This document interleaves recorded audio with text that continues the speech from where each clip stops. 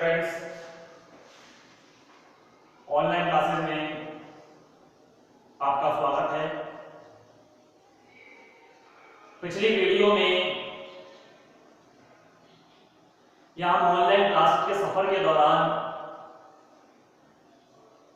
विभिन्न बातों की चर्चा कर चुके हैं। हमारा लास्ट वीडियो अपर्दन चक्र से संबंधित वीडियो था, जिसमें हमने डेविस के अपर्दन चक्र के बारे में अध्ययन किया। अमेरिकी भूगोलवेत्ता विलियम मॉरिस डेविस ने अपर्दन चक्र की व्याख्या की और बताया कि किस तरह समतल धरातल पर शैल संरचना का निर्माण होता है। यह शैल संरचना विभिन्न अवस्थाओं से गुजरते हुए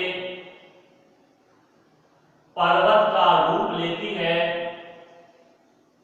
और अंततः पुनः इसका अपर्दन होता है और ये समतल मैदानों में ही विलुप्त हो जाते हैं। अर्थात जिस तरह जैसे हमने चर्चा की थी कि एक शिशु का निर्माण होता है, शिशु का जन्म होता है, एक शिशु से बालक, बालक से किशोर, किशोर से युवा, प्रौढ़ और अंततः वृद्ध अवस्था में आने के बाद वह नष्ट हो जाता है, क्षीण हो जाता है। उसी तरह से किसी भी भू आकृति की निर्माण की शुरुआत होती है, उसका विकास होता है और अंततः वह समाप्त हो जाता है। एक पर्वत जो एक चट्टान का रूप हुआ करता था पहले कभी, वो आज पर्वत है, लेकिन आने वाले समय में उसका अपक्षय होगा, अपर्दन होगा और वह पुनः समतल मैदानों में परिवर्तित हो जाएगा। ये डेविस के अपर्दन चक्र की मूल भावना हमने कल देखी। बात चल रही थी पर्वत के उत्थान के बारे में, तो आज जो हमारा टॉपिक चलेगा वो उच्चावच से संबंधित टॉपिक है। उच्चावच अर्थात धरातल के ऊपर खावर स्थानों को या ऊपर खावर धरातल को उच्चावच कहा जाता है। हमारा धरातल विविधताओं भरा हुआ है। कहीं समतल मैदान है तो कहीं गहरी घाटियां, कहीं ऊंचे पर्वत है तो कहीं पठार। अर्थात हमारे धरातल में समानता देखने को नहीं मिलती। यही है समानता उच्चावच को प्रदर्शित करती है। अर्थात हमारा धरातल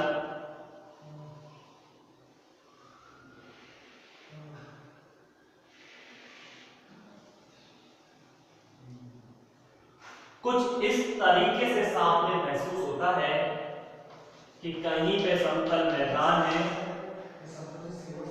तो कहीं पर गहरी खाड़ियां, कहीं पर ऊंचे पर्वत है तो कहीं पर पठार।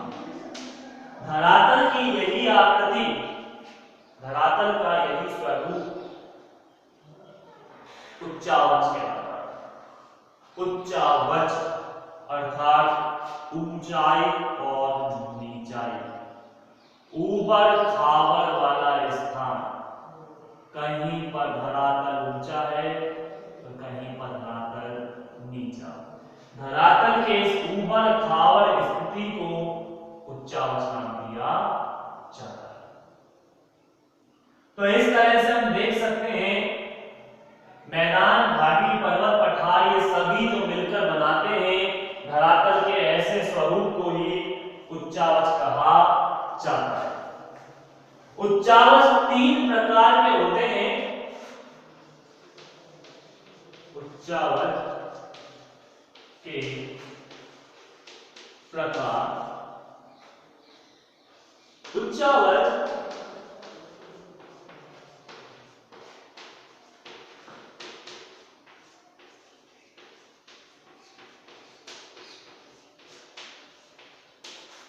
तीन प्रकार के होते हैं।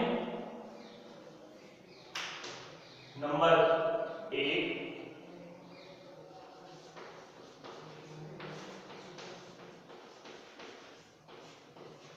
प्रथम श्रेणी के उच्चावच। नंबर 1 प्रथम श्रेणी के उच्चावच। नंबर 2 द्वितीय श्रेणी के उच्चावच।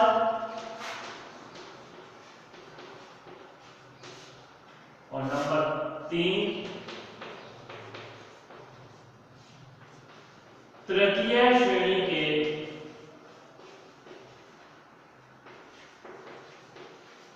उच्चावच।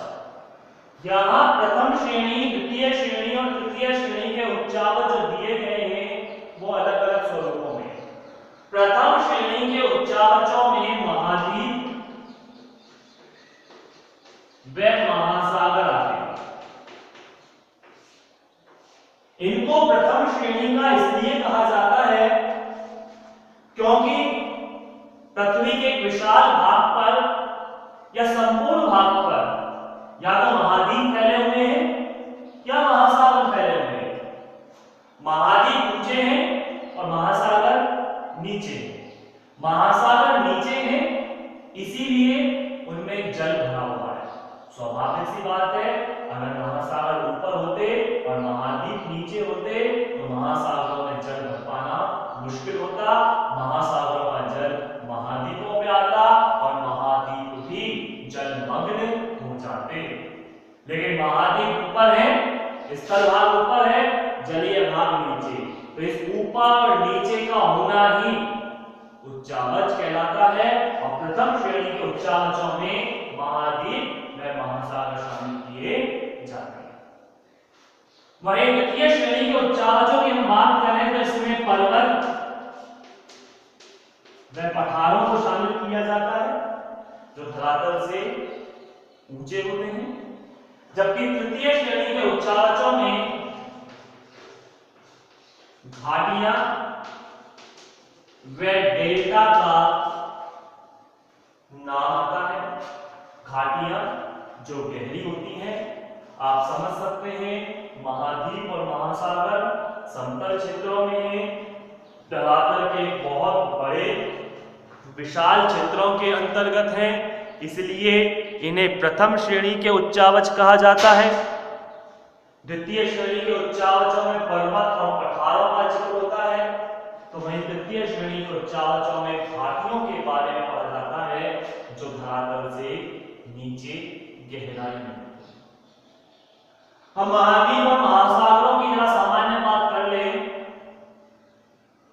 हमारे पृथ्वी पर 7 महाद्वीप और 5 महासागर। एशिया, यूरोप, अफ्रीका, उत्तरी अमेरिका, दक्षिणी अमेरिका, ऑस्ट्रेलिया और अंटार्कटिका, ये 7 महाद्वीप हैं। इन 7 महाद्वीपों में से अंटार्कटिका महाद्वीप निर्जन महाद्वीप कहलाता है, जहां मानव निवास नहीं करता। ऑस्ट्रेलिया महाद्वीप प्राय निर्जन है, अर्थात यहां लोग निवास करते हैं लेकिन कम। यहां का औसत जन घनत्व 1 व्यक्ति प्रति वर्ग किलोमीटर से भी कम है। इसके अलावा उत्तरी अमेरिका, दक्षिणी अमेरिका, यूरोप और एशिया, जिनमें से उत्तरी अमेरिका यूरोप के कुछ देश विकसित देशों में है, एशिया विकासशील देशों में या विकासशील महाद्वीप में जाना जाता है, तो अफ्रीका अंधे महाद्वीप के रूप में जाना जाता है, क्योंकि अफ्रीका में वनों यानी जंगलों की अधिकता है, जिसके कारण सूर्य का प्रकाश धरातल तक नहीं पहुंच पाता। इसलिए इस महाद्वीप को अंधा महाद्वीप कहा जाता है। तो ऐसे कुछ महाद्वीपों का जिक्र हमने देखा। वही बात करें महासागरों की, तो महासागर हमारी पृथ्वी पर 5 महासागर हैं। कहीं कहीं 4 पढ़ने को मिलते हैं तो कहीं कहीं 5। वो कैसे? नंबर 1 महासागर की बात करें तो प्रशांत महासागर, नंबर 2 हिंद महासागर, नंबर 3 आर्कटिक महासागर। अब रहते हैं नंबर 4, नंबर 5 अटलांटिक महासागर, जिसको अंध महासागर भी कहते हैं। इसे 2 भागों में बांटा गया है, एक उत्तरी अटलांटिक महासागर और दूसरा दक्षिणी अटलांटिक महासागर। अगर इन दोनों को आपस में मिलाया जाए, मतलब कॉमन रखा जाए, तो एक ही महासागर के रूप में नाम आएगा अटलांटिक महासागर। लेकिन दोनों को अलग अलग देखा जाए तो ये 2 बन जाते हैं। यानी अगर एक रखें तो महासागरों की संख्या 4 है, और इनको 2 अलग अलग रूप से काउंट किया जाए तो महासागरों की संख्या 5। तो ये प्रथम श्रेणी के उच्चावच हुए महाद्वीप और महासागर। द्वितीय श्रेणी के उच्चावचों में पर्वत और पठार।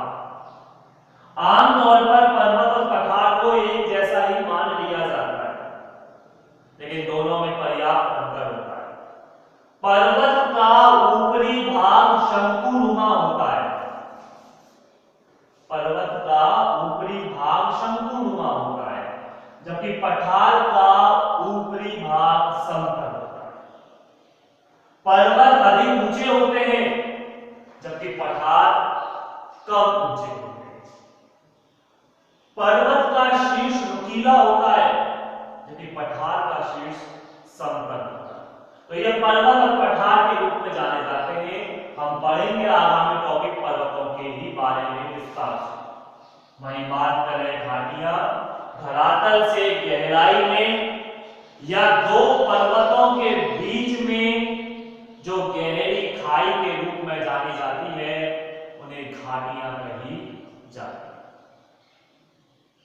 वहीं डेल्टा, जब नदियां समुद्र में मिलने वाली होती हैं, नदियों के बहाव का आखिरी स्थान जहां नदियों की गति मंद हो जाती है। नदी भी 3 अवस्थाओं से गुजरती है, युवा अवस्था, प्रौढ़ अवस्था और वृद्धावस्था। नदी की युवा अवस्था वह होती है जब वह पर्वतों से उसका उद्गम होता है। प्रौढ़ावस्था जब वो मैदानों में प्रवेश करती है, और वृद्धावस्था जब वह आखिरी स्थान जब वो समुद्रों में मिलने वाली होती है, तो गति मंद हो जाती है, क्षीण हो जाती है, विभिन्न धाराओं में बढ़ जाती है। तो नदियों के विभिन्न धाराओं में बढ़ने से ही निर्मित होता है डेल्टा। तो आज हमने उच्चावच का सिर्फ एक परिचय जाना। उच्चावच अर्थात ऊपर खाबर धरातल को उच्चावच कहा जाता है। ये 3 प्रकार के होते हैं, प्रथम श्रेणी के, द्वितीय श्रेणी के और तृतीय श्रेणी के। आज की इस वीडियो में सिर्फ ये सामान्य परिचय। आगामी वीडियो में हम पर्वतों के बारे में विस्तार से जानेंगे। इस बात का भी एक चीज ध्यान रखें, बोर्ड के द्वारा वर्तमान परिस्थितियों को देखते हुए संशोधित पाठ्यक्रम जारी कर दिया गया है। ऐसी स्थिति में आप भी बोर्ड की साइट से संशोधित पाठ्यक्रम को प्राप्त करें और अपने अध्ययन को उसी क्रम में जारी रखें। आज के लिए इतना ही काफी है। शेष बातों की चर्चा आगामी वीडियो में की जाएगी। तब तक के लिए धन्यवाद।